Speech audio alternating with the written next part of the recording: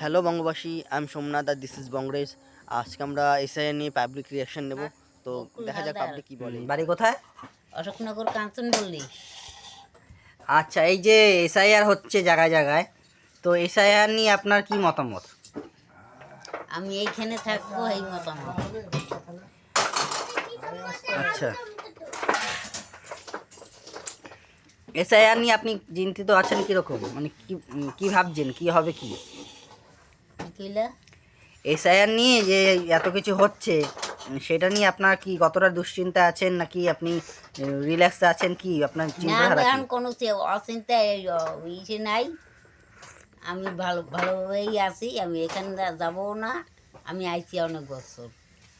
তা এটা যে হচ্ছে, এটা কি ঠিক হচ্ছে না? এর সম্পর্কে আপনার মতামত কি?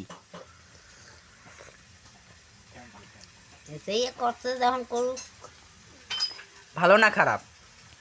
ভালো হচ্ছে না খারাপ হচ্ছে কি? ভালো না খারাপও না, মোটামুটি।